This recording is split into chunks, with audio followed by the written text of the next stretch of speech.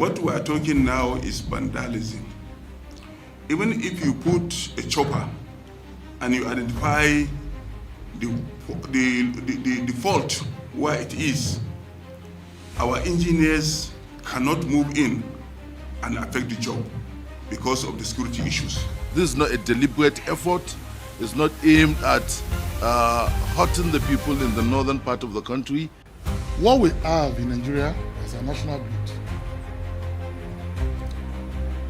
consists of very old infrastructure. And I liken this to you having a rickety car. Today you fix the engine, tomorrow you fix the brake. That opening montage you just watched there is the story of the electricity situation in Nigeria, especially in northern Nigeria, where residents have been thrown into total darkness in the last 2 weeks. Now, just imagine for a second what impact that is having on homes, hospitals, and businesses. Now, I want you to imagine the neighborhood where you are currently living, being in total darkness for the last 2 weeks, and you are told the only reason why the power outage can be fixed is because of this.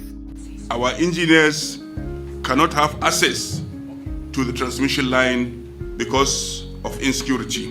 But then you are given the hope that local vigilantes in your neighborhood have come to your rescue, but only for that hope to be dashed. Efforts were made by using local vigilante who confirmed snap conductor on a tower, but they could not identify the tower number. Local vigilante were again engaged to comb the area, but could only assess part of the safe area. To renew that hope, all the major security agencies in Nigeria were brought in to salvage the situation, but even that doesn't seem to be enough. We have also been cooperating with the security agencies, with civil defense, with the Nigerian police, and with the army to make sure that they patrol our transmission line. And not even this was going to help. What we are talking now is vandalism. Even if you put a chopper and you identify the fault where it is, our engineers cannot move in and affect the job because of the security issues. And even the efforts to do repairs at strategic times of the day doesn't seem to work. Arrangements were made to use the local group to escort our engineers in the night to effect repairs in order to evade the bandits in the location. We have done similar thing almost 2 years ago. Unfortunately, we did not succeed this time because the bandits got the wind of our intention and laid siege to the area.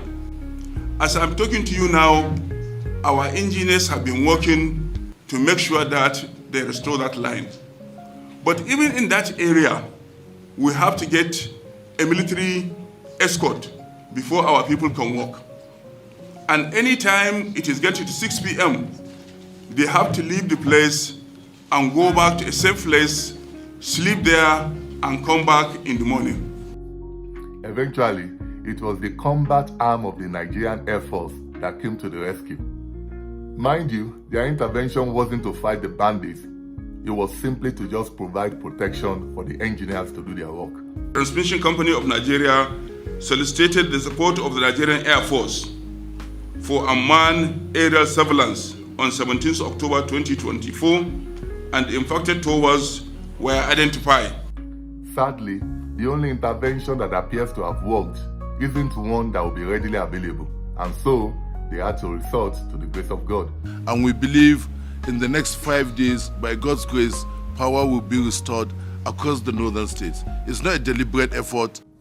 The situation is so bad that even the Minister of Power cannot be confident about anything. What we have in Nigeria as a national grid consists of very old infrastructure. This is a national grid of over 50 years old, with components that are weak, obsolete, dilapidated,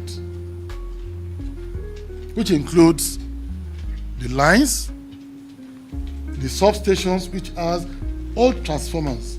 and even towers too that have been erected 50, 60 years ago.